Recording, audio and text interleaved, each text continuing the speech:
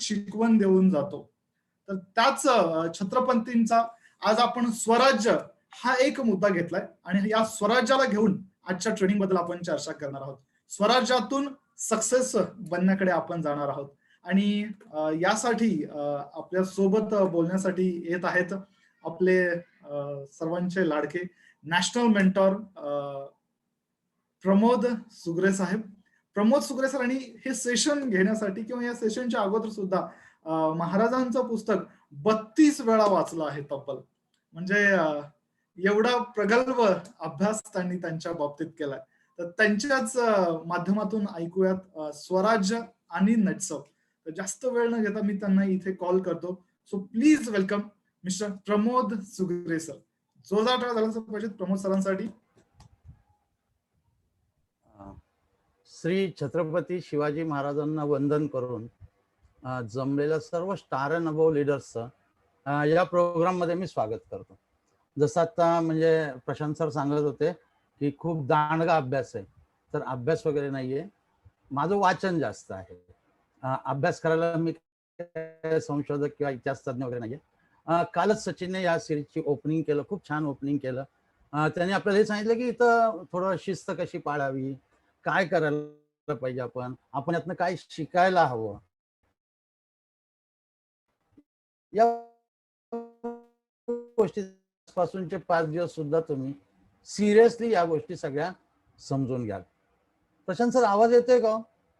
हो सर, येतोय सर. हा, कारण मला थोडं नेटची गडबड वाटते, थोडा कट होतोय अधूनमधून कट होतोय का? ठीक आहे, आता काय माझा पर्याय नाही, बघूया. मी माझा व्हिडिओ ऑफ ठेवून चालू ठेवतो. तर परत एकदा सर्वांचं या प्रोग्राममध्ये मी स्वागत करतो. आणि जसं की ही सिरीज बनवली आहे, 5 दिवस आपण हे घेणार आहोत. ऍक्च्युली हे शिवधनुष्य म्हणजे 21 वर्षाच्या माझ्या संपूर्ण नेटसपच्या करिअरमध्ये कुठलाही प्रोग्राम घ्यायला मला कधीही कुठलंही टेन्शन नाही आलं. त्याच्यापेक्षा जास्त टेन्शन मला आज येते, कारण हा विषयच तसा आहे. आणि छत्रपती शिवाजी महाराज आणि त्यांच्याकडून आपण काय शिकू, त्यांच्या चरित्रातून आपण काय शिकूया आणि काय आपण यातनं आपलं भविष्य चांगलं घडवू शकतो, त्या संबंधी आपण काही गोष्टी यातनं शिकणार आहोत. एक एक टॉपिक आपण रोज घेणार आहोत आणि त्याच्या माध्यमातून आपण पुढे जाणार आहोत. आता जर आपण बघितलं की जसं आता प्रशांत सरांनी सांगितलं की दांडगा अभ्यास आहे, अभ्यास वगैरे नाही, वाचन चांगलं आहे. का वाचन चांगलं झालं? कारण ज्यावेळी मी शाळा किंवा कॉलेजमध्ये होतो त्या काळामध्ये मोबाईल नव्हते, इंटरनेट नव्हतं, मनोरंजनाची खूप काही साधनं नव्हती आणि योगायोगाने माझ्या एका मित्राचं लायब्ररी होती. पैसे नसायचे, पण त्याची लायब्ररी असल्यामुळे रोज संध्याकाळी त्याच्या लायब्ररीमध्ये जायचो आणि एखादं पुस्तक घेऊन वाचायचो. आता ही जी वाचायची आवड लागली, पण मी त्या कथा कादंबऱ्यात रमलो नाही, कारण की ते मला सगळं खोटं वाटायचं. मग काय वाचूया? तर मी जेवढी महान लोक होऊन गेली त्यांचे चरित्र म्हणा किंवा काही मोठ्या लोकांचं आत्मचरित्र हे मी वाचत होतो. म्हणजे त्याच्यामध्ये बाबासाहेब आंबेडकरांबद्दल वाचलं, महात्मा फुलेंबद्दल वाचलं, शाहू महाराजांबद्दल वाचलं, असं वेगवेगळ्या फुले असतील किंवा सावरकर असतील, आणि हे इतिहासाची काही पुस्तकं वाचत होतो. आणि हे जे वाचन आहे त्यातनं मला हे जाणवत होतं की ही सगळी महान लोक जी आपण म्हणतो, ज्यांची सुवर्णाक्षरांनी इतिहासामध्ये नावं नोंदली गेली, काय केलं या लोकांनी? म्हणजे त्यांच्याकडे एक चांगला विचार होता, त्या विचाराला घेऊन, ते ध्येय घेऊन त्यांनी लोकांच्या कल्याणासाठी काहीतरी केलं आणि म्हणून ही लोक एवढी महान झाली. तसंच जर आपण बघितलं, हे वाचत असताना शिवाजी महाराजांची भरपूर पुस्तकं मी वाचली, वेगवेगळी पुस्तकं वाचली. जसं बाबासाहेब पुरंदरेंचं राजा शिवछत्रपती असेल किंवा रणजित देसाईंचं श्रीमान योगी असेल. हे श्रीमान योगी मी या लॉकडाऊनच्या आधी जवळजवळ 32 वेळा वाचलो होतो, मागच्या वर्षीचा लॉकडाऊन. हे पुस्तक वाचायला ऍक्च्युली मला घरामधून बंदीच आहे, कारण मी वाचायला सुरुवात केली की मला कशाचंच भान राहत नाही आणि त्यातच अडकून जातो, म्हणून घरातून सुद्धा बंदी. आता मागच्या वर्षी लॉकडाऊन स्टार्ट झाल्यानंतर सुरुवातीला थोडंसं मजाही वाटली, गाणी वगैरे म्हणली, पण नंतर म्हणलं एवढी पुस्तकं आहेत माझ्याकडं, आपण वाचायला पाहिजे. काय वाचायला पाहिजे? मग परत श्रीमान योगी वाचायला सुरुवात केली. आणि हे श्रीमान योगी मी जेव्हा जेव्हा वाचले तेव्हा तेव्हा प्रत्येक वेळी मला नवीन संदर्भ यामध्ये लागले, कारण प्रत्येक वेळीची परिस्थिती वेगवेगळी असते. आता जसं शिवाजी महाराजांचं मी असं श्रीमान योगी म्हणा किंवा बाकी काही वाचलं, तसं जर मी अजून बाकी थोडंसं अजून खोलात गेल्यानंतर कळलं की महाराजांवरती खूप लोकांनी खूप लिखाण केलंय. म्हणजे कादंबऱ्या लिहिल्या गेल्यात, पुस्तकं लिहिली, ग्रंथ लिहिलेत, त्यांच्या जीवनावर नाटकं झाली, त्यांच्या आयुष्यातल्या प्रसंगांवर पिक्चर झाले, सिरियल्स आल्या, म्हणजे खूप सारं काही घडलं याच्यामध्ये. महाराष्ट्रातल्या लोकांनी जे केलं यात काही नवल आश्चर्य नसावं, पण महाराष्ट्राबाहेरच्या लोकांनी सुद्धा महाराजांवर खूप काही लिहिलंय. म्हणजे आपण रवींद्रनाथ टागोर म्हणालो तर रवींद्रनाथ टागोरांनी छत्रपती शिवाजी महाराजांवर 2 कविता केल्या. किंवा आपण जर विवेकानंद म्हणलो, स्वामी विवेकानंदांचं म्हणणं असं होतं की शिवाजी महाराज म्हणजे काय आहेत, तर प्रभू श्रीराम आणि श्रीकृष्णाचा मिलाप म्हणजे छत्रपती शिवाजी महाराज आहेत. किंवा आपण सुभाषचंद्र बोस त्यांचं म्हणणं होतं या देशाला जर स्वातंत्र्य मिळवायचं असेल तर एकच मंत्र गरजेचा इथं, तो म्हणजे शिवाजी शिवाजी शिवाजी आणि शिवाजी. थोडक्यात काय, सावरकर असो, महात्मा फुले असो की आणखीन महान लोक असतो, या सगळ्या लोकांनी काय केलं तर शिवाजी महाराजांना आदर्श मानलं. आणि हे आदर्श मानल्यानंतर त्यांच्याकडून त्यांनी भरपूर काही शिकले आणि त्यातनं त्यांनी स्वतःचं असं काहीतरी एक विश्व निर्माण केलं. त्या भारतातल्या गोष्टी मी सांगतोय. भारतातल्या भरपूर लोकांनी असं सांगितलं की शिवाजी महाराजांनी कदाचित आयुष्यात एक सुद्धा चूक केली नाही. पण एक ब्रिटिश लेखक आहे, मला तर त्यांचं नाव नीट आठवत नाही, पण त्या ब्रिटिश लेखकाचं म्हणणं की शिवाजी महाराजांनी सगळ्यात मोठी एक चूक केली. कुठली चूक केली असेल तर त्यांनी या हिंदुस्थानात जन्म घेतला, त्यांनी आमच्या इंग्लंडमध्ये जन्म घ्यायला पाहिजे.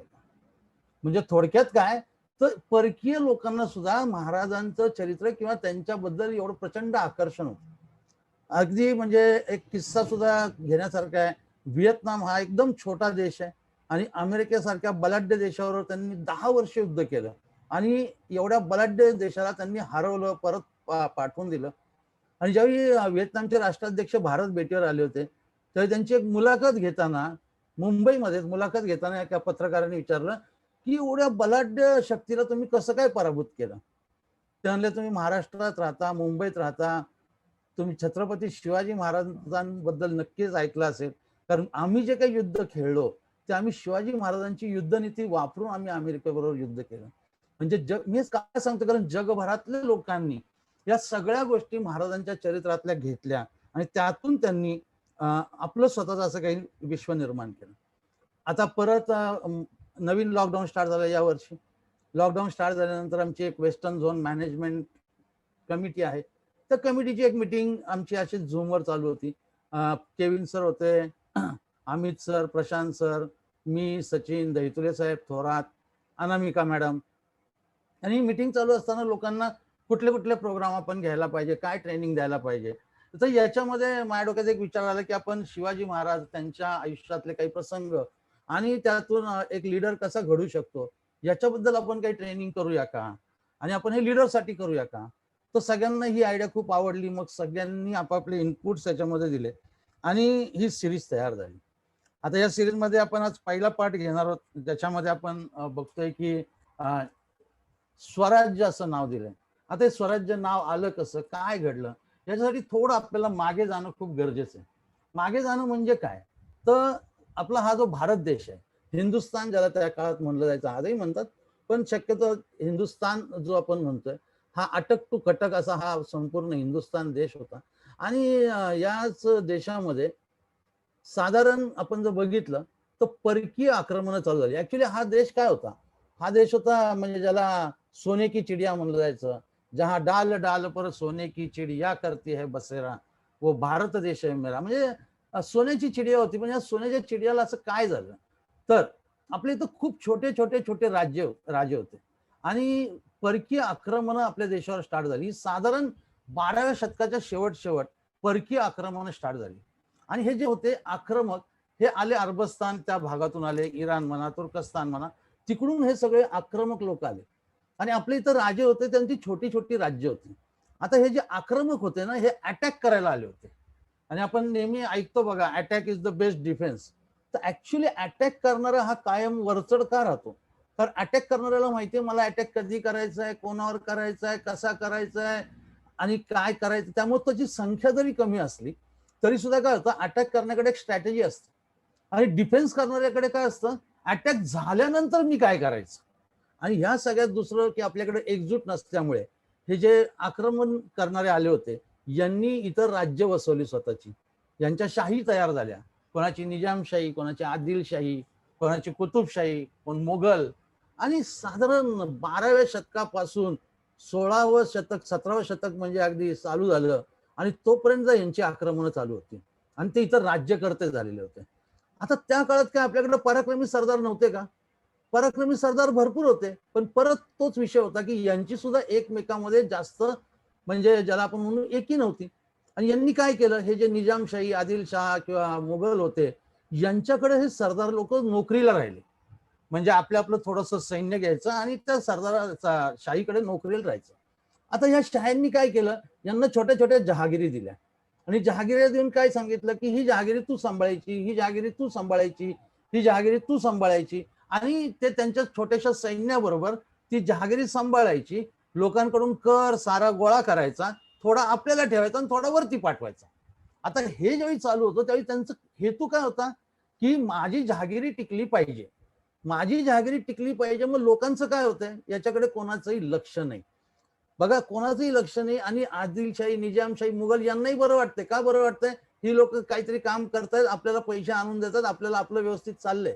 अधूनमधून यांच्या लढाया व्हायच्या. लढायचे कोण? हेच सरदार लढायचे एकमेकाविरोधात. मग कधी आदिलशाह बरोबर राहिले, कधी निजामशाहकडे गेले, जिथं जास्त पैसे मिळतील, जास्त जहागिरी मिळेल तिकडे यांनी उड्या मारल्या. आता हे चालू असतानाच 1630 साली, आता ह्याच्यावर वाद आहे इतिहासकारांचा की 1627 की 1630, पण आपण वादात न जाता आपण म्हणूया की 1630 साली छत्रपती शिवाजी महाराजांचा जन्म झाला. सगळ्यांना माहितीये तो शिवनेरी गडावर झाला. आता शिवनेरी गडावर महाराजांचा जन्म झाला. महाराजांकडे एक छोटीशी जहागिरी होती आणि ही जी जहागिरी होती याचे ते छोटेसे जागीरदार होते. पण महाराज जसे जसे मोठे होत होते ते काय बघत होते, आसपास काय. बघा, जवळजवळ 400 450 वर्ष लोकांवर फक्त अत्याचार झालाय. म्हणजे काय, तर त्यांना कोणी वाली नाही, त्यांच्या कल्याणासाठी कोणी काय करायला तयार नाही. आपण जर एक जनरेशन 25 वर्षाची पकडली तर साधारण 16 ते 18 जनरेशन अशा गेल्या, पिढ्या गेल्या की ज्यांना कोणी वाली नव्हता. म्हणजे एवढी दयनीय अवस्था इथल्या लोकांची झालेली होती. लोक गावात राहत नव्हते कारण त्यांची संपत्ती सुरक्षित नाही राहायची, त्यांच्या गायी वगैरे सुरक्षित नाही राहायच्या. म्हणजे लोक अन्नाला सुद्धा मोहताज होती. एवढा प्रचंड वाईट परिस्थिती त्या काळामध्ये होती. आणि हे सगळे महाराज मोठे होत असताना बघत होते. आणि महाराजांना वाटत होतं की कुठेतरी हे चुकतंय, काहीतरी चांगलं करायला पाहिजे. चांगलं करायला पाहिजे म्हणजे काय करायला पाहिजे, आणि हा बदल घडवून आणणं खूप गरजेचं आहे असं महाराजांना सारखं वाटत होतं. आणि त्यातूनच जन्माला आलं ते म्हणजे स्वराज्याची संकल्पना. आणि महाराजांनी वयाच्या 15व्या वर्षी म्हणजे 1645 साली रोहिले शहरावर आपल्या काही सवंगड्यांच्या मदतीने स्वराज्याची शपथ घेतली. बघा, स्वराज्य, स्वतःचं राज्य, लोकांचं राज्य, हा एक विचार आहे. जो विचार महाराजांनी लोकांबरोबर मांडला आणि लोकांनी महाराजांना साथ द्यायला सुरुवात केली. बघा, हे जे स्वराज्य उभं राहायला सुरुवात झाली, हे स्वराज्य उभं राहताना 1645 पासून जर बघितलं आपण तर 1674 पर्यंत, 1674 महाराजांनी राज्याभिषेक करून घेतला. 1680 महाराज गेले. म्हणजे 1645 पासून हा जो चालू झालेला प्रवास आहे, या प्रवासामध्ये जर महाराजांनी हिंदवी स्वराज्याची जी स्थापना केली त्याच्यामध्ये काय घडलं, खूप लोकांनी साथ दिली. आता तुम्ही, मी, आपण शिवाजी महाराजांचं नाव जरी निघालं तरी आपल्या अंगावर काटा येतो, आपल्याला स्फुरण चढतं. छत्रपती शिवाजी महाराज म्हणलं की आपल्याकडून आपोआप जय निघतं, जय भवानी म्हणलं की आपोआप जय शिवाजी निघतं. आणि शिवाजी महाराजांबद्दल आपल्याला किती माहिती आहे, काय काय माहिती आहे आपल्याला. माझ्या माहितीप्रमाणे भरपूर लोकांना शिवाजी महाराजांचा जन्म शिवनेरीवर झाला, त्यानंतर त्यांनी शपथ घेतली, नंतर त्यांनी अफजल खानाचा वध केला, शाहिस्ते खानाची बोटं छाटली, नंतर आग्र्याहून सुटका झाली, सुरत लुटली, राज्याभिषेक केला आणि फार फार तर त्याच्यानंतर त्यांनी दक्षिण दिग्विजय केला. म्हणजे महाराजांच्या फक्त एवढ्याच काही गोष्टी, फार फार तर पन्हाळ्याची लढाई, बाजीप्रभूंचं ती पावनखिंड, अशा मोजक्या गोष्टी आपल्याला माहिती आहेत. हे सगळे जर प्रसंग महाराजांचे आपण एकत्र केले तर याची जर आपण वर्ष मोजली, वर्ष, तर साधारण 9 ते 10 वर्षाचा हा पिरियड होतो. म्हणजे जर 9 ते 10 वर्ष म्हणजे 1645 ते 1674 हे 29 वर्षातली, सॉरी म्हणजे ह्या 29 वर्षातली साधारण एक 10 वर्ष अशी असतील की महाराजांची या प्रसंगामध्ये गेली. मग बाकीचे वर्ष महाराजांनी काय केलं? बघा, ही जे मगाशी आपण व्हिएतनामचं एक्झाम्पल घेतलं किंवा परदेशातले असतील, आपल्या देशातले असतील, भरपूर लोकांनी महाराजांना फॉलो केलं किंवा त्यांचं अनुकरण करून आपापल्या क्षेत्रामध्ये त्यांनी नाव कमवलं. तर त्यांनी महाराजांच्या फक्त एवढ्याच गोष्टी नाही बघितल्या, त्यांनी बघितलं की महाराजांनी या उरलेल्या वेळात सुद्धा काय केलं, महाराजांची दूरदृष्टी, प्रशासन कशा पद्धतीचं होतं. म्हणजे मी जेव्हा जेव्हा श्रीमान योगी वाचले किंवा महाराजांबद्दल वाचलंय, तर मला नेहमी त्यांच्यामध्ये एक महान नेटवर्कर दिसले, एक महान लीडर दिसला, एक दूरदृष्टी असलेला लीडर दिसला, एक लोकांचं कल्याणासाठी तळमळ असणारा लीडर दिसला, एक प्रामाणिक विचार महाराजांनी मांडला स्वराज्य. बघा याचं पुढं काय झालं मी थोडक्यात सांगायचा प्रयत्न करतोय.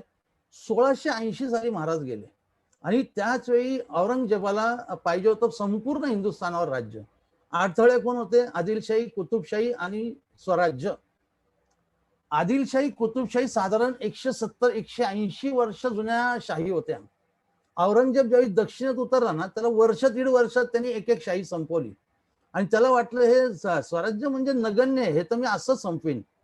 झालं काय, तर औरंगजेब उतरला इकडे, महाराज गेल्यानंतर स्वराज्य आता संपणार आणि औरंगजेबाची म्हणजे मोगलांची संपूर्ण हिंदुस्थानभर सत्ता होणार असं सगळ्यांना वाटत असताना महाराजांनंतर म्हणजे 1980 पासून 9 वर्ष छत्रपती संभाजी महाराज, त्यानंतर जवळजवळ 11 वर्ष राजाराम महाराज आणि त्यानंतर त्यांच्या पत्नी तारा राणी, त्यांचे सरदार संताजी घोरपडे, धनाजी जाधव, या सगळ्या लोकांनी हा स्वराज्याचा लढा चालू ठेवला. हे राज्य त्यांनी शाबूत ठेवलं आणि जो औरंगजेब स्वराज्य संपवायला महाराष्ट्रात आला होता, तो औरंगजेब त्याची औरंगाबाद मध्येच कबर केली गेली. तो मराठ्यांचं स्वराज्य संपू शकला नाही, स्वतः मात्र नक्कीच संपला. त्याच्यानंतर सुद्धा जर बघितलं आपण 1818 पर्यंत या मराठा साम्राज्याचं संपूर्ण हिंदुस्थानावर राज्य होतं. अटक ते कटक जे आपण म्हणतो ते पूर्ण मराठ्यांच्या ताब्यात होतं. म्हणजे जर आपण बघितलं 1674 ला राज्याभिषेक ते 1818 म्हणजे जवळजवळ 150 वर्ष मराठ्यांनी त्या संपूर्ण हिंदुस्थानावर राज्य केलं. काय असेल हो याच्या मागची प्रेरणा, काय असेल याच्या मागची ताकद, का लोक एवढी लढत होती? कारण महाराजांनी जो 1645 ला एक छोटा पण अतिशय महत्वाचा संदेश दिला, स्वराज्य, स्वतःचं राज्य, आणि लोकांनी महाराजांना साथ दिली. बघा जेव्हा जेव्हा सर्वसामान्य लोकांच्या कल्याणासाठी कुणी जर काही केलंय तर लोकांनी साथ दिली आहे आणि त्यावेळी त्यांनी भल्या भल्यांना चकित केलेलं आहे. ही इतिहास हेच सांगतो. आता हे सगळं एवढं सांगण्यामागे माझा हेतू काय? आपण नक्की शिवचरित्र ऐकायला जमलेलो नाहीये, आपल्याला त्याचा आधार घ्यायचा आहे आणि आज आपल्याला काय करायचंय. आता मी जेव्हा जेव्हा वाचत होतो तेव्हा तेव्हा मला शिवाजी महाराज त्याच्यासोबत नेटसप हे कनेक्शन दिसत होतं की अरे महाराजांनी असं केलं तर नेटसपने असं केलंय, महाराजांनी असं केलं तर नेटसपने असं केलंय, महाराजांनी या ठिकाणी असं केलं तर नेटसपने असं केलंय. आणि त्याला जोडून मी अजून थोडा पुढे ज्यावेळी विचार करतो ते आज आपण ज्यांना मेंटॉर्स म्हणतो ते लीडर्स आपण बघितले तर अरे शिवाजी महाराजांनी असं केलं, नेटसपने असं केलं आणि हा मेंटॉर जो आहे हा पण असं करतोय. म्हणजे मला याच्यामध्ये एक समान धागा, एक ज्याला आपण काय म्हणू की कॉमन गोष्टी मला याच्यामध्ये वारंवार दिसल्या आणि मी त्याच तुमच्यावर आज शेअर करायचा प्रयत्न करणार आहे.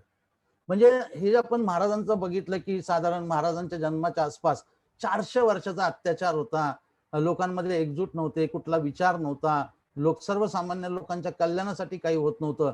साधारण तशीच साधारण परिस्थिती आपण जर इंडियन डायरेक्ट सेलिंग मार्केट बघितलं, पीपीटीला काय झालं सर, एक मिनिट पीपीटी परत बघतो. हो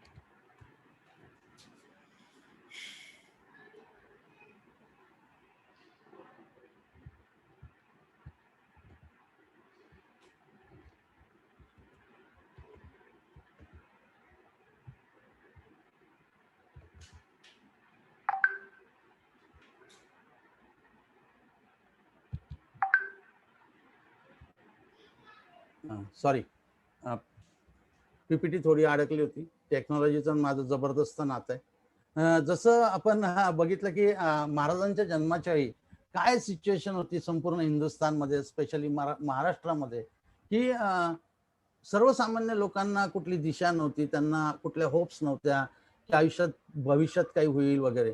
आणि आपण जर साधारण 2000चं साल बघितलं आणि इंडियन डायरेक्ट सेलिंग जर बघितलं तर आपल्या देशामध्ये काय अवस्था होती. मी आता हे कनेक्शन लावायचा प्रयत्न करतोय. शिवाजी महाराज, स्वराज्य हा त्यांचा एक प्रामाणिक विचार, त्यातनं तयार झालेलं एवढं मोठं साम्राज्य. आणि हे 2000 मध्ये लोक काय करत होती. सर्वसाधारण तर लोक कोणी नोकरी करत होतं, कोणी शेती करत होतं, कोणी छोटा मोठा व्यवसाय करत होते. नॉर्मल लोकांना पैसे कमवायचं साधन हेच होतं. आणि ह्याच काळामध्ये आपल्या देशामध्ये डायरेक्ट सेलिंग इंडस्ट्रीमध्ये परत एकदा माझ्या भाषेत म्हणायचं झालं तर परकीय आक्रमणच झालं. म्हणजे परदेशी कंपन्याच इथं आल्या. परदेशी कंपन्या आल्या, त्यांनी ही सिस्टीम आणली आणि इथं त्यांचं काम स्टार्ट झालं.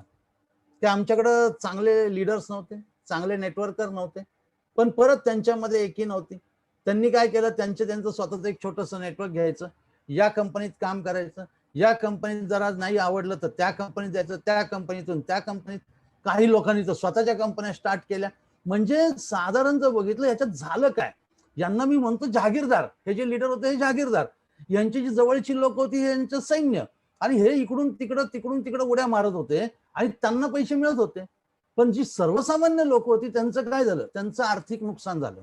आणि लोकांच्या डोक्यात एक गोष्ट फिट बसली की या सिस्टीम मध्ये ठराविक लोकांना पैसे मिळतात, बाकीच्यांना पैसे मिळत नाहीत, ही इंडस्ट्री बदनाम झाली, असं माझं मानणं आहे. पण झालं का, याच 2000 मध्ये हे सगळं चालू असताना एक 24 वर्षाचा तरुण मुलगा, ज्यांना आपण म्हणतो आपल्या कंपनीचे chairman and managing director Sujit सरांनी काय केलं. यार परत पीपीटी हँग झाली. सुजित सर एक विचार घेऊन आले, पण मला परत थांबावं लागेल 1 मिनिटासाठी.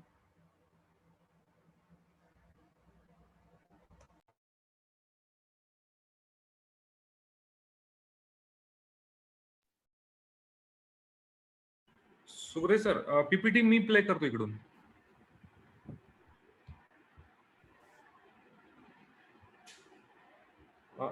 सर आवाज येतोय? हा येतोय सर, करा. मी पीपीटी करतो. करा.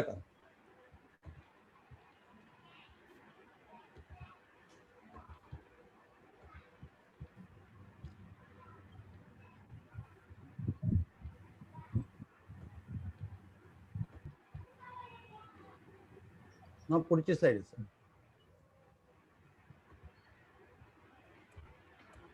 बरोबर सर? यस. तुम्ही चालू ठेवा, मी माझं बोलत राहतो. हा. तर 2000 मध्ये म्हणजे ही परिस्थिती आपल्या इंडियन डायरेक्ट सेलिंग मार्केटमध्ये असताना सुजित सर वय वर्ष 24, त्यांनी फक्त नेटसप कंपनी नाही चालू केली ना, त्यांनी परत एक सर्वसामान्य लोकांना एक विचार दिला. काय विचार होता, यही बिझनेस करे आपका हमारा नेक्स्ट जनरेशन. बघा, तोपर्यंत इंडियन डायरेक्ट सेलिंग मध्ये एकाही व्यक्तींनी या टाईपचा विचार नव्हता मांडला. जसं 16व्या शतकात 17व्या शतकात कोणी हे नव्हतं म्हणलं की स्वराज्य निर्माण करायचंय, तसं 2000 मध्ये सुद्धा कोणी हे नव्हतं म्हणलं की आपण नेक्स्ट जनरेशन पर्यंत बिझनेस घेऊन जाऊया. हा डायरेक्ट सेलिंगचा त्यावेळेच्या कंपन्या, त्यावेळेचे लीडर, काय सिस्टीम होती त्यांची, नेक्स्ट जनरेशन सोडा, नेक्स्ट इयरचं माहित नाही, नेक्स्ट 5 इयर्सचं माहित नाही. आणि इथं या व्यक्तीने सांगितलं की यही बिझनेस करे आपका हमारा नेक्स्ट जनरेशन. बघा झालं काय याच्यामुळे, परत एक लोकांना कॉन्फिडन्स आला की अरे इथं काहीतरी वेगळं होतं, इथं करिअर होतंय. आणि जसं स्वराज्यामध्ये लोकांनी साथ द्यायला सुरुवात केली, इथं नेटसप मध्ये सुद्धा सर्वसामान्य शेतकरी, सर्वसामान्य असा व्यक्ती ज्यांनी आयुष्यात कदाचित नेटवर्किंग केलं नव्हतं, जसं महाराजांकडे पण आयुष्यात कधी लढाई न लढलेले लोक सरदार बनले, पराक्रमी झाले, तसं नेटसप मध्ये सुद्धा नेटवर्कर नसणारी लोक जोडली गेली. आणि नेटवर्कर तर होते, नाही असं नाही. आणि ह्या एक विचार सुजित सरांचा हा काय घेऊन गेला, म्हणजे नेक्स्ट जनरेशन, तर आता आपल्याला हे म्हणायला हरकत नाही की खरोखर नेक्स्ट जनरेशन स्टार्ट झाले. म्हणजे आम्ही जेवढी लोक आहोत, आमचं नेक्स्ट जनरेशन आता बऱ्यापैकी नेटसप बरोबर जोडायला सुरुवात झालं. नटूबाईंचा मुलगा तर ऍक्टिव्हली नेटसपचं काम करतो. म्हणजे 21 वर्ष झाली, म्हणजे ऑलमोस्ट एक जनरेशन तर झालेलं आहे. बघा, मी हे कनेक्शन काय लावायचा प्रयत्न करतो हे समजून घ्या तुम्ही, की छत्रपती शिवाजी महाराजांचा एक प्रामाणिक विचार, स्वराज्य, लोकांचं राज्य, लोकांच्या कल्याणासाठीचं राज्य, आणि त्यांनी जो एक विचार मांडला आणि त्यातून निर्माण झालं एक स्वराज्य, एक मराठशाही, एक मोठं साम्राज्य. त्याच पद्धतीवर सुजित सरांनी एक विचार मांडला की यस करे आपका हमारा नेक्स्ट जनरेशन, आणि नेटसप स्टार्ट झालं. आज 21 वर्ष झालेली आहेत. मला खूप बोलायचंय महाराजांबद्दल पण आणि नेटसप बद्दल पण हे 5 दिवस बोलायचं असल्यामुळे थोडं तुकड्या तुकड्यात मला बोलायला लागतंय. आजचा आपला विषय फक्त आहे स्वराज्य म्हणजे काय, एक विचार, चांगला विचार, एक थॉट. आणि हा थॉट जो सर्वसामान्य लोकांसाठी असतो, त्याच वेळी सर्वसामान्य लोक जोडली जातात आणि त्याच वेळी हे स्वराज्य असो, एखादी कंपनी असो, एखादं ऑर्गनायझेशन असो, हे मोठं होतं. आता ह्याच्यात जर आपण थोडं पुढे अजून गेलो, नेटसप मधले जे लीडर्स आहेत, हे लीडर जे मेंटॉर झाले, ज्यांना आज नेटसप म्हणतात हे आमचे मेंटॉर्स आहेत. काय तो हे मेंटॉर, त्यांना मेंटॉर का केलं असेल कंपनीने? तुम्ही जर सगळे मेंटॉर्स ऑब्झर्व केले तर आज ते काम काय करतात, कशासाठी काम करतात, त्या प्रत्येक मेंटॉरकडे एक विजन आहे. ही विजन शॉर्ट टर्म नाहीये, ही विजन आजची नाहीये, ही विजन उद्याची आहे. लॉंग टर्म विजन घेऊन प्रत्येक मेंटॉर काम करतोय. एक्झाम्पल देता येईल आपल्याला. मागच्या वर्षी लॉकडाऊन स्टार्ट झालं, काय गरज होती दैतुले साहेबांना, पण दैतुले साहेब का काम करतायत? त्यांना वाटलं नाही नाही, अरे मला काहीतरी केलं पाहिजे, ही विजन आहे, लोकांसाठी तळमळ आहे. दैतुले साहेबांनी रोज दर रविवारी एक सेमिनार स्टार्ट केला. नंतर आठवड्यातून 2 सेमिनार स्टार्ट झाले आणि लाखो लोकांनी याचा फायदा घेतला. बघा, एक मेंटॉरची विजन होती, लाखो लोकांना त्याचा फायदा झाला. आता परत ह्या लॉकडाऊन मध्ये काय, परत दैतुले साहेबांनी स्टार्ट केलं. आता तर ते म्हणतात मी रोज एक सेमिनार घेणार आहे. म्हणजे काय, ही विजन आहे ना. बघा, जसं दैतुले साहेबांनी केलं तसं प्रत्येक मेंटॉरने एक विजन ठेवून काम केलंय. किंवा मी उलट म्हणेल, प्रत्येक ज्या लिडरनी विजन ठेवून काम केलं तोच आज नेटसपचा मेंटॉर आहे. त्यांनी जर आपण बघितलं, कायम विचार केला, प्रत्येक मेंटॉरची तुम्ही कुठलीही मीटिंग अटेंड करा, तो कायम हे बघतो की माझ्या टीमची डेव्हलपमेंट कशी होईल. तो बघतो माझ्या टीम मध्ये जास्तीत जास्त अचिव्हर्स कसे होतील. म्हणजे काय, कंपनीने सक्षम अस्मिता लॉन्च केलं. कुठलाही मेंटॉर तुम्ही बघा, तो बोलतो की माझ्या टीम मधून एवढे सक्षम अस्मिता होणार, माझ्या सक्षम अस्मितांना मी असं ट्रेनिंग देणार. तुम्ही प्रत्येक मेंटॉरकडे जर बघितलं, तो म्हणतो माझ्या टीम मधून एवढे क्लब नेटसप होणार, माझ्या टीम मधून एवढे फास्ट ट्रॅक होणार, एवढे फास्ट ट्रॅक मेंटेन होणार, एवढे आयकॉन होणार, एवढे मिशन कॅप होणार. थोडक्यात प्रत्येक मेंटॉर काय बघतोय की माझ्या टीममध्ये जास्तीत जास्त अचिव्हमेंट कशा होतील. परत मी उलट म्हणेल, जो जो असं बघतोय तोच नेटसप मध्ये मेंटॉर झालाय. आणि ऑलवेज जर तुम्ही बघितलं, छत्रपती शिवाजी महाराज त्यांनी स्वतःसाठी स्वराज्य नाही निर्माण केलं ना, लोकांसाठी, लोकांच्या कल्याणासाठी केलं. सुईसरांनी फक्त काय स्वतःचं इन्कम वाढावं म्हणून नेटसप नक्की स्टार्ट नाही केलं. सुईसरांनी केलं की अरे सर्वसामान्य लोकांना घेऊन आपण घराघरात नेटसप घेऊन जाऊ आणि आपण सगळ्या लोकांना इथं आर्थिक स्वातंत्र्य मिळवून देऊ, आर्थिक स्वराज्य मिळवून देऊ, जे भरपूर लोकांना मिळालं. आज तुम्ही कुठलाही मेंटॉर बघा, तो काय करतोय, प्रत्येक मेंटॉर हा हे बघतोय की माझ्या टीम मधले जास्तीत जास्त लोक फायनान्शियली कसे काय स्ट्रॉंग होतील. म्हणजे आपण जर हा संपूर्ण कनेक्शन जर बघितलं, एक छत्रपती शिवाजी महाराजांचा प्रामाणिक विचार, स्वराज्य, लोकांसाठीचं राज्य, तिथं त्याचं मोठं साम्राज्यात रूपांतर झालं. म्हणजे कधीपर्यंत, 1818 पर्यंत साम्राज्य होतं मराठ्यांचं. म्हणजे महाराजांनंतर संभाजी महाराज, त्यानंतर राजाराम महाराज, ताराराणी, पेशवे, 1818 पर्यंत, म्हणजे जोपर्यंत शनिवारवाड्यावर युनियन जॅक लागला नाही तोपर्यंत साम्राज्य होतं. म्हणजे साधारण 6 जनरेशन मराठ्यांनी या हिंदुस्थानवर राज्य केलं. मला खात्री आहे नेटसपचा हा जो विचार आहे, सुईसरांचा हा जो विचार आहे, यही बिझनेस करे आपका हमारा नेक्स्ट जनरेशन, हे सुद्धा पिढ्यानं पिढ्या चालणारा विचार आहे. आणि पिढ्यानं पिढ्या लोक याच्यावर राज्य करणार आहेत, हिंदुस्थानावर नेटसप राज्य करणार आहेत. आणि तसंच मी सांगतो की हे जे मेंटॉर्स आहेत, हे भले राहतील नसतील, पण आयुष्यभर लोकांच्या मनामध्ये हे राहणार आहेत, कारण लोकांसाठी यांनी काम केलं. बघा, हा एक साधा विचार, स्वराज्य, आणि हा विचाराला घेऊन ज्यावेळी तयार होतं तर असे गोष्टी घडतात. आणि याचं कनेक्शन एवढं सुंदर आहे की छत्रपती शिवाजी महाराज, नेटसप आणि नेटसपचे मेंटॉर्स. माझं म्हणजे हा दावा आहे की शिवाजी महाराजांचं हेच चरित्र घेऊन भारतातली कुठलीही डायरेक्ट सेलिंग कंपनी स्वतःचं कनेक्शन स्वराज्याबरोबर जोडू शकणार नाही. का नाही जोडू शकणार? कारण त्यांच्याकडे कदाचित हा विचारच नाहीये. हा विचार खूप महत्वाचा आहे आणि जो विचार आज आमचे मेंटॉर सुद्धा करतात. मला खात्री आहे तुम्ही सुद्धा जर तुमची एक चांगली विजन ठेवली, ही विजन घेऊन जर तुम्ही चांगलं काम केलं, तर तुम्ही स्टार असाल, तुम्ही ऑप्स असाल, सिल्वर असाल, कोणी असाल, भविष्यात तुम्ही सर फक्त कॅपॅचर न होता नेटसपचे तुम्ही सुद्धा एक मेंटॉर 100% बनू शकता.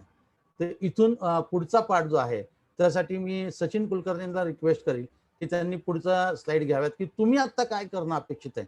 म्हणजे महाराजांनी काय विजन ठेवली, नेटसपनी काय विजन ठेवली, मेंटर्सची काय विजन असते आणि ॲज अ लीडर भविष्यातले मेंटर म्हणून तुमची काय विजन असावी ह्याबद्दल तुमच्या बरोबर डिस्कस करायला सचिन कुलकर्णी. थँक्यू. आवाज येतोय माझा? हॅलो सर क्लिअर आवाज आहे, क्लिअर. ओके येतोय Sachin. Okay thank you Suresh sir, thank you. तर पुढे हाच टॉपिक आज थोडंसं पुढे नेऊयात. पुढे जायच्या आधी थोडीशी उजळणी. काल आपण जे बघितलं शिकलो की मॅनेजमेंट हे काय असतं आणि हे मॅनेजमेंट असं कुठलंही पुस्तकात जेव्हा लिहून ठेवलं नव्हतं तेव्हा ते महाराजांनी प्रत्यक्षात कशा पद्धतीने वापरलं आणि त्याचा कसा उपयोग त्यांनी स्वराज्यासाठी लोकांसाठी करून घेतला. आणि ही सिरीज त्याच्यावरच आपण आज पुढे नेतोय. त्यातला पहिला टॉपिक की ही स्वराज्याची आपण म्हणतो ना की गरज का निर्माण झाली. आता याला थोडंसं माझं म्हणणं असं आहे की आजपासून पुढे आपण अजून एक काम करायचंय की जेव्हा जेव्हा हे सिरीज आजची सुरू झालेली आहे, हा रोजचा जो आपला ट्रेनिंगचा मॉड्यूल होणार आहे, इथे तुम्ही स्वतःला शिवाजी महाराजांच्या जागी ठेवून बघायचं. मी तुम्हाला ते सांगतोय की जाणता राजा जर शिवाजी महाराज आहेत तर एक विचार हा तुम्ही पण करायचा आहे की हो मी पण जाणता राजा होऊ शकतो. भलेही माझी छोटीशी टीम असेल, माझी मोठी टीम असेल, या टीमचा जाणता राजा मी होऊ शकतो. कारण ही टीम माझी म्हणजे माझं ही रयत आहे आणि ही रयत आणि या रयतेसाठी मला करायचंय ते स्वराज्य करायचंय. म्हणजे थोडासा विचार बदलणं गरजेचं आहे की यस मी कुठल्याही म्हणजे आपण म्हणतो ना खूप वेळा की तुम्हाला कोणी जरी विचारलं तुम्ही काय करता तर तुमच्या तोंडून पटकन निघून जातो मी नेटसपचं काम करतो. मित्रांनो मला परत तुम्हाला इथेच अडवायचं आहे की तुम्ही नेटसपचं काम करत नाहीत, तुम्ही स्वतःचा उद्योग करताय, तुम्ही स्वतःचा व्यवसाय करताय. आणि हे जोपर्यंत ही छोटीशी गोष्ट आहे पण ही खूप महत्वाची आहे की जोपर्यंत तुमच्या इथे हे फिट बसणार नाही की मी स्वतःचा उद्योग व्यवसाय करतोय तोपर्यंत स्वराज्य तुम्हाला मिळणार नाही. हे नेहमी लक्षात ठेवा. स्वराज्य पाहिजे असेल तर महाराजांनी जे सांगितलंय की दुसऱ्याच्याकडे जो काम करतो त्याला मनसबदार म्हणतात आणि जो स्वतंत्र स्वतःचं काम करतो तो स्वराज्यामध्ये असतो. आणि स्वराज्य आपल्याला कोणाच्या हाताखाली काम करायचं नाही, आपल्याला स्वतःसाठी काम करायचंय, आपल्याला लोकांसाठी काम करायचं. आणि हे जर करायचं असेल तर एकच गोष्ट करायला लागेल ती म्हणजे स्वराज्य. आणि म्हणून हे जे विजन महाराजांकडे आलं ह्याच्या मागचा हेतू हा होता की लोकांनी रयतेनी चालवलेलं, रयतेसाठी चालवलेलं राज्य आणि स्वतःचं राज्य म्हणजे स्वराज्य. आणि आता तुम्ही जे बघायचंय तुम्ही महाराजांकडे बघायचं नाहीये. कारण आपला खूप वेळा प्रॉब्लेम आहे. काल ही गोष्ट राहून गेली. काल माझं ट्रेनिंग झाल्यानंतर सुप्रिया साहेबांनी मला फोन करून आठवण केली की हा मुद्दा खूप महत्वाचा. मी त्यांच्याशी बोलताना बोललो होतो की मी जे घेणार आहे टॉपिक त्यातलं की हा मुद्दा तुझा राहून गेला पण हा खूप महत्वाचा आहे. म्हणून मी तो आज तुम्हाला पहिल्यांदा सुरुवातीला सांगतोय की महाराजांना आपण देवघरात बसवलंय. महाराज देवघरात आहेत आपल्या, पण महाराज आपल्या इथे कधीच बसले नाही. किंवा महाराजांच्या पुतळ्याकडे आपण कायम बघत राहिलो पण महाराजांनी काय केलं हे आपण कधीच बघितलं नाही. पुतळे फोटो खूप बघितले आपण महाराजांचे, पण हे महाराजांचे पुतळे इतके ठिकाणी उभे राहिले किंवा इतक्या वेगवेगळ्या देशांमध्ये, जसं सुरेश साहेब तुम्हाला म्हणले की या इतक्या देशांमध्ये महाराजांचं कौतुक केलं जातं. याच्यासाठी महाराजांनी काय केलं हे आपण कधी बघितलं नाही. हे जोपर्यंत आपण बघणार नाही तोपर्यंत यशस्वी आपण होणार नाही. आता आपल्याला काय करणं गरजेचं आहे तर ह्या प्रत्येक जो सिक्वेन्स तुम्हाला सांगितलं जाईल या सिक्वेन्स मध्ये स्वतःला त्या जागेवर ठेवून बघणं खूप गरजेचं आहे. बघा महाराजांच्या बाबतीत एक गोष्ट म्हटलं जातं की महाराज हे प्रचंड प्रचंड ध्येयवादी होते. आणि ध्येयवादी माणसाची एक खासियत अशी असते की ध्येयवादी माणसाला झोप नसते किंवा ध्येयवादी माणूस जास्ती झोपत नाही. कारण जास्ती झोप जो घेतो त्याचं ध्येय कधीच पूर्ण होत नाही. महाराजांचा कालखंड जो होता खूप छोटा होता, पण या छोट्याशा कालखंडामध्ये महाराजांनी असं काही करून ठेवलंय की जे भल्या भल्यांना 80 90 वर्ष जगून देखील करता आलेलं नाही. मग आपल्याला आपलं स्वराज्य तयार करायचं आहे. आपल्याला आपलं स्वराज्य तयार करायचं असेल तर एक विजन आपल्याकडे देखील असणं गरजेचं आहे. बघा स्वतःचा स्वराज्य हे विजनच आहे ना. महाराजांचं विजन काय होतं? स्वराज्य निर्माण करायचंय, सुराज्य निर्माण करायचंय, हे विजन होतं. मग आपण जेव्हा आज हे बिझनेस चालू केलाय त्या बिझनेसमध्ये आपलं विजन आहे का? बघा मी महाराजांना दरवेळी म्हणतो की महाराज हे राजे नव्हते, महाराज हे एक उद्योगपती होते. महाराज हे खूप मोठे उद्योगपती होते. तुम्हाला आश्चर्य वाटेल महाराजांचं उत्पन्न जर तुम्ही बघितलं 2 लाख करोड हे महाराजांचं उत्पन्न होतं. त्याकडे नोंद केलेली आहे याची. 2 लाख करोड कशाला म्हणतात? पण 2 लाख करोड हे लागतात हे स्वराज्य चालवायला. हा पण एक मोठा टॉपिक आहे जो आपला विषय नाही, पण एक सांगतो तुम्हाला. कारण महाराज हे उद्योजक होते, महाराजांना माहिती होतं की माझा उद्योग सांभाळायला मला काय करायला लागणार आहे, आणि या प्रत्येक गोष्टी महाराजांनी केल्या. आणि महाराजांनी हे केल्यामुळे कदाचित आज महाराज जे आपण म्हणतो की आज हे मोठे एवढे महाराजांचं नाव झालंय, सगळं झालंय. तर आजपासून 5 दिवस महाराजांना एक उद्योगपती म्हणून तुम्ही बघायला शिका. आणि स्वराज्य हा महाराजांचा उद्योग आहे असं समजा. मग हे माझा उद्योग जगभर पसरावा, माझा उद्योग हा म्हणजे हिंदवी स्वराज्य व्हावं, हा उद्योग माझा फलफूल व्हावा. मग महाराजांनी हे विजन ठेवलं. मग असं विजन आपणही ठेवणं गरजेचं आहे.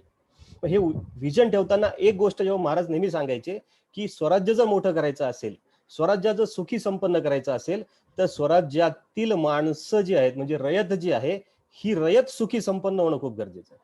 ज्या दिवशी रयत सुखी संपन्न होईल त्याच दिवशी स्वराज्य सुखी संपन्न होऊ शकतं.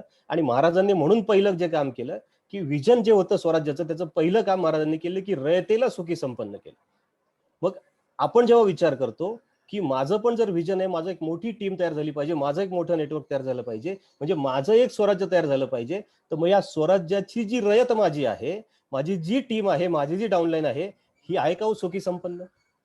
याचा कधी आपण विचार केला की माझी रयत सुखी संपन्न आहे का, माझी टीम सुखी आहे का, माझी टीम संपन्न आहे का? माझी टीम सुखी संपन्न जर नसेल तर मी स्वराज्य तयार करू शकणार नाही. म्हणून पहिलं महाराजांनी काम जे केलं होतं की रयतेला सुखी संपन्न करायचं, रयतेला सुरक्षित करायचं. आणि हे रयत ज्या दिवशी महाराजांना वाटले की सुखी संपन्न झाली, त्याच्यानंतर महाराजांनी तो स्वराज्य विस्तारायचं काम चालू केलं. आपल्याला जर उद्या मोठं नेटवर्क तयार करायचं असेल, आपल्याला जर उद्या मोठं काहीतरी करायचं असेल, तर माझं करून चालणार नाही, माझा पेआउट मोठा आला पाहिजे म्हणून चालणार नाही, माझी अचिव्हमेंट झाली म्हणून चालणार नाही. तर आज तुम्ही स्टार अँड अबोव्ह आहात. मी परत तुम्हाला सांगतो, तुम्हाला इथं घेण्यामागे कारण आहे की तुम्ही एक लीडर आहात नेटसर्फचे, तुमच्या खाली एक नेटवर्क आहे, आणि ही नेटवर्क म्हणजे तुमची रयत आहे, तुमची प्रजा आहे. मग ही प्रजा सुखी संपन्न केल्याशिवाय तुम्ही कुठेही असं म्हणू शकणार नाही, हो मी पण जाणता राजा आहे. आणि हा जाणता राजा म्हणजे महाराज नाही, जाणता राजा म्हणजे महाराज. मी तुम्हाला सांगतो की उद्योजक शिवाजी महाराज जसं आपण म्हणतोय, तर असा उद्योजक मी नाहीये. मी त्या अँगलने तुम्हाला घेऊन जायचा प्रयत्न करतोय की एक इंडस्ट्रियलिस्ट कसं बघतो, एक बिझनेसमॅन कसं करतो. महाराजांनी पण तुम्ही त्या अँगलने बघितलं तर महाराजांनी अक्षरशः असंच केलेलं आहे. आणि हा उद्योग महाराजांनी इतका मोठा उभा केलेला आहे. मग आपल्यालाही तो करायचा आहे. त्यामुळे आपलं एक विजन असणं गरजेचं आहे, एक विजन ठेवणं फार गरजेचं आहे, ज्याला दूरदृष्टी म्हणतो आणि ज्याला आपण म्हणतो की दृढ निष्ठा असणं गरजेचं आहे. माझा हा व्यवसाय मला खूप मोठा करायचा, हे दृढ निश्चय तुमचा पाहिजे आणि ही दूरदृष्टी तुमच्याकडे पाहिजे की मला हा व्यवसाय खरंच मोठा करायचा, ज्याला आपण म्हणतो लॉंग टर्म गोल असणं गरजेचं आहे. मग हा विजन जर तुमचं क्लिअर असेल तर एक लॉंग टर्म गोल ठेवणं गरजेचं आहे की हे स्वराज्याची आज जी शपथ मी घेतली, हे सुराज्य केल्याशिवाय मी थांबणार नाही. हे महाराजांचं लॉंग टर्म गोल होतं की हे सुराज्य झालं पाहिजे.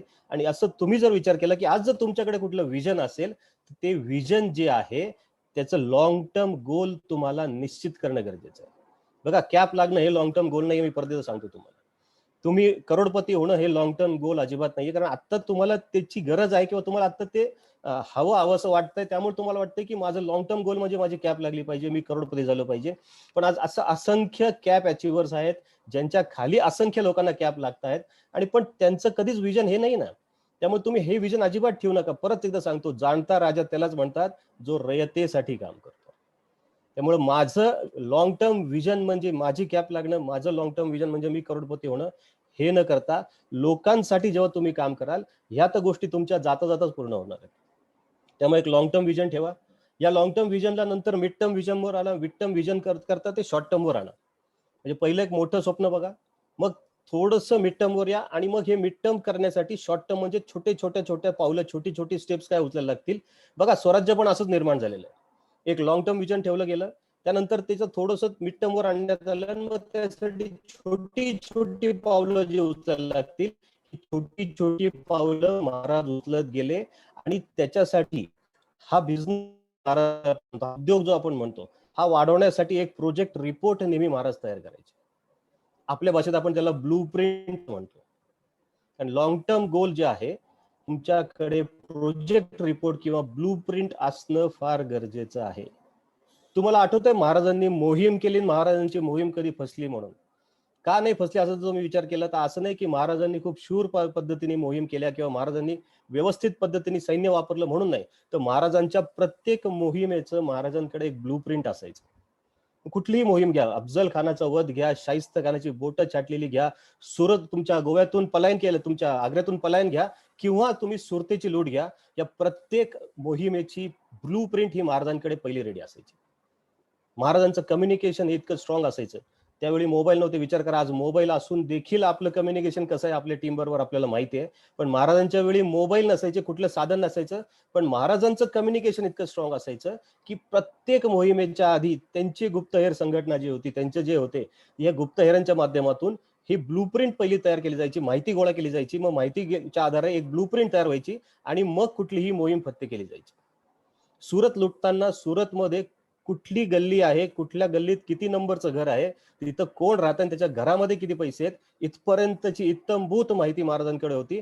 मग महाराजांनी स्वारी केली होती. हा विचार करा, ही ब्लूप्रिंट असल्याशिवाय हे शक्य झालं नाही. मग आपलं पण जर एक गोल असेल लॉंग टर्म, तर आपल्याला ही आपल्या या व्यवसायाची जी प्रत्येक अचिव्हमेंट करायची आहे, या प्रत्येकाचा एक प्रोजेक्ट रिपोर्ट म्हणा किंवा एक ब्लूप्रिंट आपल्याकडे असणं खूप गरजेचं आहे. आणि मगाशी म्हटल्याप्रमाणे स्टेप बाय स्टेप मी ते अचीव्ह करत चाललोय का, ह्याच्यावर लक्ष पण आपण ठेवणं खूप गरजेचं आहे. म्हणजे माझी ब्लूप्रिंट रेडी आहे का, आणि ते प्रत्येक वेळोवेळी मी ती तशीच्या तशी पूर्ण करत चाललोय का, याचा पण आपण विचार करणं गरजेचं आहे. तुम्ही महाराजांचं जर आयुष्य बघितलं ना, तर हा व्हिजन महाराजांकडे होतं, हे लॉंग टर्म महाराजांकडे गोल होता, महाराजांच्या ब्लूप्रिंट रेडी होत्या. मग तुम्ही महाराजांचा जर हा प्रवास बघितलात ना, तर ज्यावेळी महाराजांनी शपथ घेतली 1645 साली रायरेश्वराच्या किल्ल्यावर, ते एकूण त्या 1645 ते 1648 पर्यंत महाराज दरवर्षी साधारण एक किल्ला जिंकत गेले. दरवर्षी एक किल्ला महाराज जिंकायचे. 3 वर्ष 1645 ते 1648 पर्यंत. थोडी अजून ताकद वाढली, थोडी माझी टीम वाढली, थोडे माझे पॉकेट वाढले. महाराजांनी नंतर जो स्पीड होता तो 1648 ते 1653 या जे त्यांचा कालखंड होता, याच्यामध्ये हा दरवर्षी एक किल्ला जिंकायचा जो त्यांची सरासरी होती, ही 6 महिन्यावर महाराजांनी आणली. महाराज दर 6 महिन्याला एक किल्ला जिंकत गेले होते. परत थोडी ताकद वाढली, स्वराज्याकडे पैसा आला, परत थोडे पॉकेट्स वाढले, लीडर्स वाढले. त्याच्यानंतर मग ही जी सरासरी होती ही 1670च्या आसपास ही प्रत्येक महिन्याला एक किल्ला जिंकायची होती. आणि ही त्यावेळी आली म्हणून नाही, हे पहिल्यांदा ठरलं होतं ब्लूप्रिंट मध्ये की ह्या इतक्या वर्षापर्यंत हे असं करायचं, इतके किल्ले असतील, इतकी टीम आलेली असेल, इतका पैसा स्वराज्यामध्ये आला असेल, आणि मग ह्या पैशाचा, ह्या टीमचा वापर करून आपण अशा पद्धतीने पुढे जाणार आहोत. हे स्टेप बाय स्टेप प्लॅनिंग, हे सगळं ब्लूप्रिंट महाराजांकडे रेडी. मग हे 1670 नंतर एक किल्ला जो ऍव्हरेज महाराज जिंकायचे, तो जेव्हा राज्याभिषेक झाला 1674 साली, त्याच्यानंतर जेव्हा जिंजी सर केला, म्हणजे दक्षिण जेव्हा काबीज केली, त्याच्यानंतर हा जो सरासरी, ही जी सरासरी होती, ही ऍव्हरेज एक किल्ला दर आठवड्याला इथपर्यंत महाराज घेऊन गेले होते. आता तुम्ही विचार करा, तुम्हाला जेव्हा मी म्हणतोय की तुम्ही लॉंग टर्म विचार करायचा आहे, तर आज कदाचित तुम्हाला वाटेल माझं पेआउट खूप कमी आणि मला खूप काम करायला लागतं. पण महाराज तेव्हा हा विचार नक्की करायचा की जेव्हा मी तुम्हाला म्हणतो तुम्ही पण जाणता राजा, मी प्रत्येक जण म्हणायचं की मी पण जाणता राजा, तेव्हा तुम्ही हे पण विचार करा की पहिली 4 वर्ष 3 वर्ष महाराज वर्षाला एक किल्ला जिंकत होते. नंतरची 4-5 वर्ष महाराज 6 महिन्याला एक किल्ला जिंकत होते. म्हणजे तुम्हाला आता कदाचित असं जर वाटत असेल की मी काम खूप करतोय, पैसे कमी येत आहेत, तर कदाचित ही तुमची सुरुवात आहे. ही छोटी छोटी पावले जी तुम्हाला आता उचलणं खूप गरजेचं आहे. ह्याच्यानंतर मग तो तुमचं सरासरी ही 6 महिन्यावर एक किल्ला येणार आहे. 6 महिन्यात तुम्ही दर 6 महिन्याला एक किल्ला जिंकू शकणार आहात. त्याच्यानंतर ही सरासरी महिन्याला एक किल्ला जिंकण्यावर येणार आहे. आणि जेव्हा एक चांगली टीम तयार होते, राज्याभिषेक जेव्हा महाराजांचा झाला, जेव्हा दक्षिण प्रांत केला, तो जिंकला, त्यानंतर हा आठवड्यावर एक आला होता. म्हणजे जे तुम्ही म्हणताय ना की 16 लाख रुपये महिना आला पाहिजे, करोडपती झालं पाहिजे, या सगळ्या गोष्टी तुमच्या होणार आहेत. पण आता दर वर्षाला एक किल्ला फक्त माझ्या ताब्यात येतोय म्हणून जर मी शांत बसलो, मग हे स्वराज्य वगैरे काय होत नाही माझं तयार, काय माझ्याकडे मावळे नीट माझा मावळाच काम करत नाही, असं जर मी म्हणत बसलो, तर तुम्ही हे करू शकणार नाही. महाराजांकडून आपल्याला हेच शिकायचंय की महाराजांनी ही कुठली गोष्ट अशी झटकीपट केलेली नाहीये. महाराज नेहमी शिकायचे, तुम्हाला मोठं व्हायचंय व्हा, तुम्ही मोठे नक्की होऊ शकता. म्हणजे महाराजांनी जेव्हा आरमार चालू केलं, मी काल पण तुम्हाला सांगितलं, Shivaji Maharaj is the father of Indian navy म्हणतात, पण Shivaji Maharaj is also the father of Indian merchant navy. म्हणजे जी औद्योगिक बोटी होत्या त्या पण महाराजांनी चालू केल्या त्या पहिल्यांदा. तेव्हा महाराजांनी म्हटलं होतं की तेल घ्यायला मी नक्की तेलाच्या बोटी घेणार, पण पहिलं मी तेल विकायला शिकणार. पहिलं तेल विकायला शिका, मग तेलाच्या बोटी पण विकत घेऊ शकता. पहिलं छोटी छोटी कामं करा, त्याच्यातून तुम्ही मोठे होत जाणार आहे, त्याच्यातून तुमची टीम मोठी होत जाणार आहे. रयतेसाठी काम करा, तुमच्या टीमसाठी काम करा, त्यांना सुखी संपन्न करा, तरच आणि तरच तुम्ही स्वराज्य तुमचं गाठू शकता. आणि तरच तुम्ही म्हणू शकता की हो, मी पण एक जाणता राजा आहे. माझ्यातही ते गुण आहेत जे मला जाणता राजा करतात, भले मी माझ्या टीमचा जाणता राजा असेल. Next slide Amit sir.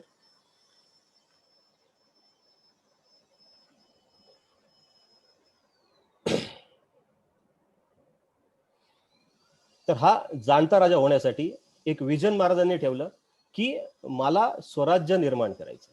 एक विजन नेटसर्फने ठेवलं होतं की आम्हाला पण एक अशी कंपनी तयार करायची आहे जी रिडिफायनिंग नेटवर्क मार्केटिंग किंवा डायरेक्ट सेलिंग असेल, म्हणजे ही डायरेक्ट सेलिंगची परिभाषा बदलणारी कंपनी असेल. हे विजन ठेवून एक 20 वर्षापूर्वी ही कंपनी नेटसर्फ चालू झाली होती. नेटसर्फचे जेवढे मेंटॉर आहेत त्यांनी एक विजन ठेवलं होतं की एक अशी टीम माझ्याकडे असेल ज्याच्यासाठी मी खरं काम करतो. ही अशी टीम आज प्रत्येक मेंटॉरची तयार आहे. हे विजन ठेवून प्रत्येकाने काम केलेलं आहे. शिवाजी महाराजांनी जे तयार केलं स्वराज्य, याच्यामध्ये एक महत्वाचा जो वाटा होता तो होता त्यांच्या मावळ्यांचा. आता उद्या विजन तर तुमच्याकडे आहे. कदाचित आज तुम्ही विचार कराल हे ट्रेनिंग झाल्यानंतर की खरंच माझं पण विजन असलं पाहिजे, खरंच मी पण एक लॉंग टर्म प्लॅनिंग करणं गरजेचं आहे, ते मिड टर्मवर आणणं गरजेचं आहे, ते शॉर्ट टर्म करणं गरजेचं आहे, छोटी छोटी पावलं कशी उचलता येतील हे ठरवणं गरजेचं आहे. त्यानंतर एक माझा प्रोजेक्ट रिपोर्ट मी तयार करणं गरजेचं आहे आणि त्याची ब्लूप्रिंटची कॉपी माझी असणं गरजेचं आहे. आणि हे जेव्हा तुम्ही तयार कराल सगळं की येस मला पण हे सगळं करायचं आहे, माझी पण ब्लूप्रिंट तयार आहे, मग हे करण्यासाठी आपल्याला लागणार आहे ती आपली लागणारी टीम. आणि ही टीम जी आहे, ही टीम काय असते, ही टीम कशी तयार करायला लागते, ही टीम तयार करण्यासाठी म्हणजे मावळे तयार करण्यासाठी महाराजांनी काय काय केलं आणि कशा पद्धतीने या मावळ्यांना घेऊन महाराज पुढे गेले, कशी एक टीम घेऊन नेटसर्फचा मेंटॉर पुढे गेला, कशी एक चांगल्या लोकांची टीम नेटसर्फनी तयार केली जेणेकरून आज नेटसर्फचं एवढं मोठं नाव झालंय. तर हे सगळ्या गोष्टी आपल्याला उद्याच्या सिरीज मध्ये शिकायला मिळणार आहे, उद्याच्या एपिसोड मध्ये शिकायला मिळणार आहे, उद्याच्या भागात शिकायला मिळणार आहे, ज्या भागाचं नाव आपण दिलेलं आहे मावळा. हे मावळे जे तयार करायचं काम होतं किंवा हे जे नेटवर्क तयार करायचं काम होतं किंवा ही जी टीम तयार करायचं काम होतं, हे कशा पद्धतीने होतं आणि हे कसं केलं पाहिजे हे आपल्याला उद्याच्या भागामध्ये सगळं शिकायला मिळणार आहे. तर आजच्या भागात आपण इथेच थांबूयात आणि आज जे काही सांगितलं आहे याच्यावर थोडं आपण काम करायचं आहे आणि थोडंसं आत्मचिंतन करायचं आहे की खरंच मला पण जर उद्या एक काहीतरी मोठं खरंच एक स्वराज्य माझं उभं करायचं असेल तर या आजच्या सांगितलेल्या गोष्टी माझ्यात आहेत का, या सगळ्या आजच्या गोष्टी मी करतोय का, नसेल तर उद्याच्या भागाला येऊन बसायच्या आधी हे सगळं तयार करून या, तरच तुम्हाला उद्या काय करायचंय ते नीट कळणार आहे. कारण पहिली गोष्ट तयार नसेल आणि पुढचं ऐकलं तर पुढचं ऐकायच्या आधी मागचं विसरून जाणार आहात. त्यामुळे आजची सगळी तयारी करा.